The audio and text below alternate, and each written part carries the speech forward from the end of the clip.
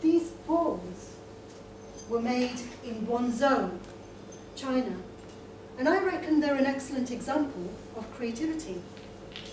They look colourful, they sound melodious, and they make me feel expansive. They began their life in the mind of someone as a new thought. The thought became an idea, and the idea became valuable. A creative process made the idea into a creative product. And eventually, these balls that began their life in the mind of someone so far away in time and space came into my life to share their presence with you. So, is everything that we see, touch and feel around us an example of creativity? Depends on how we define it. I use an academic definition of creativity, which is creativity is the process of generating new ideas that add value.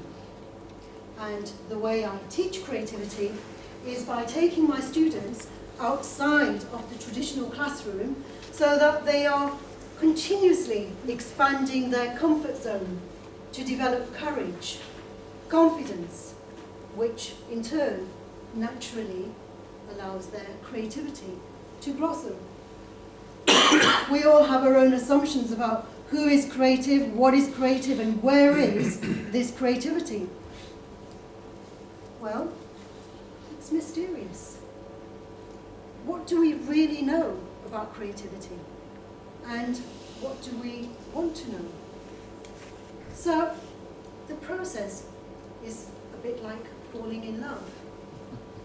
When you start searching for creativity, it's as though creativity was already looking for you. And when you're in each other's company, time just flies. You forget to eat. You stop seeing your friends. And you see the object of your affection everywhere. And because I love creativity, I do see creativity everywhere. Perhaps you share this love and passion, and if you do, click your fingers like this. I also believe that most of us, or all of us, are born potentially creative. Agree? Click your fingers. However, most of us, or far too many of us, left compulsory school education falsely believing that some of us are creative and others are not. Click your fingers if you agree.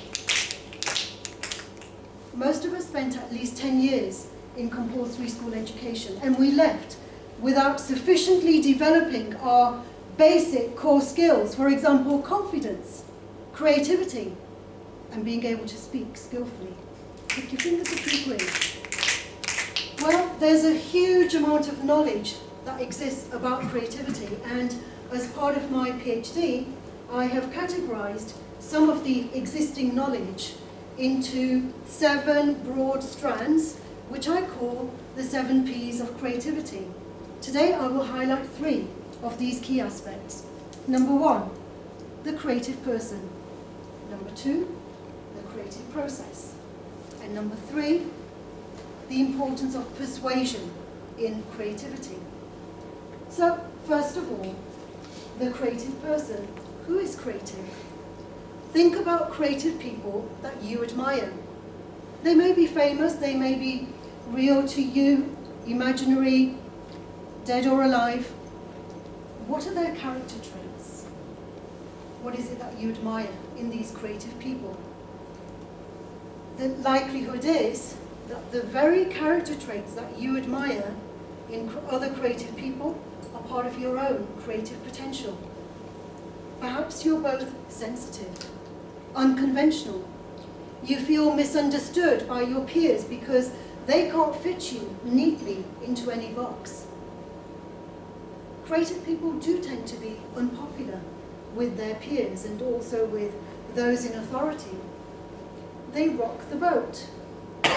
And dedicated to their work, they often end up having lives in which they are loners, and their real friendships are merely an investment in people who will support them in their work.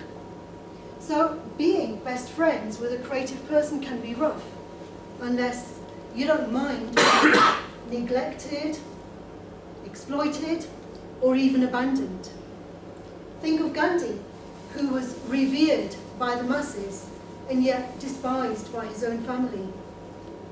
Or Picasso, who is adored by his fans, and yet he was ruthless with the women in his life.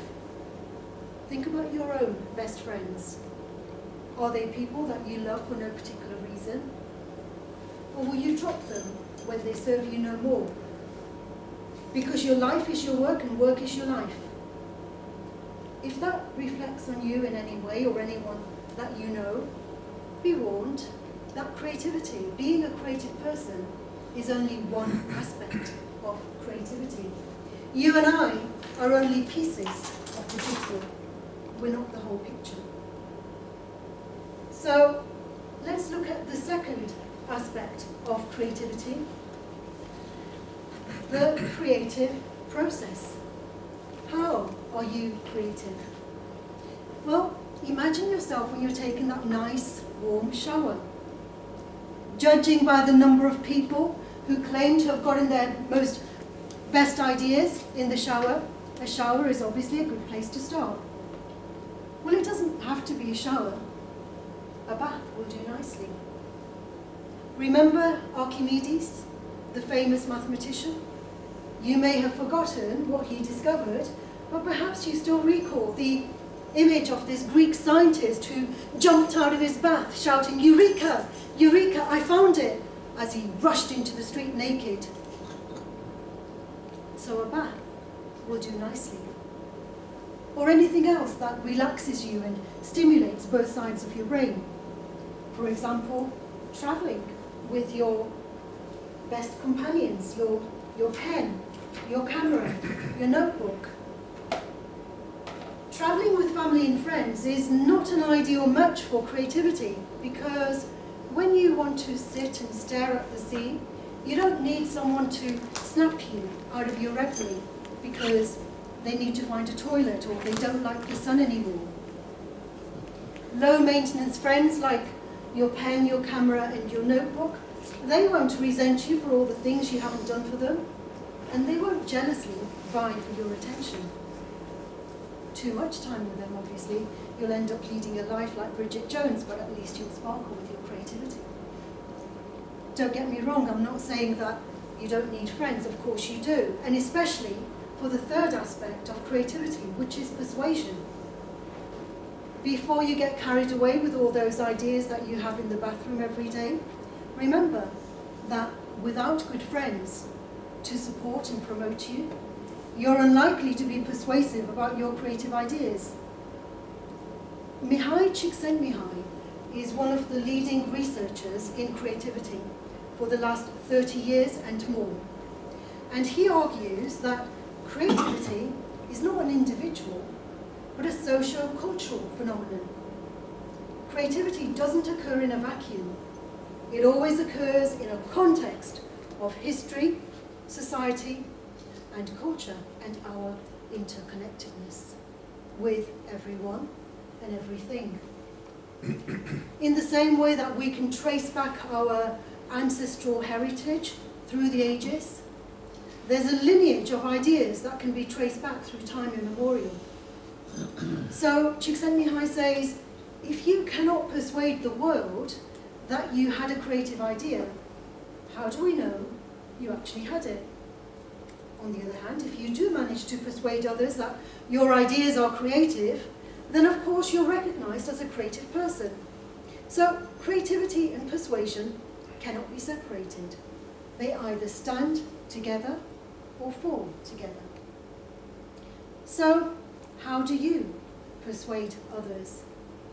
Using your titles and your testimonials, you still need friends to reach those with power and influence and the authority to either endorse you or denigrate you. So, to summarize, how can you be more creative? First of all, identify those character traits that you admire and express those character traits with courage and with confidence. Number 2, take lots of showers, or baths, or travel with your low-maintenance friends. Number 3, continuously sharpen your skills and build your reputation and deepen your friendships, so that those gatekeepers in your field cannot fail to recognize and to promote you without you having to blow your own trumpet.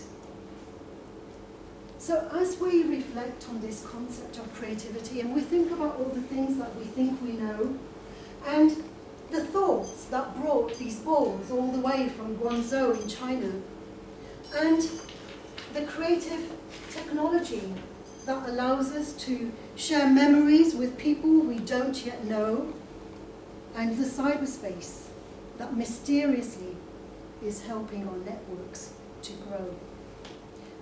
Using the words of Richard Florida, we're no longer divided into the working class and the middle class.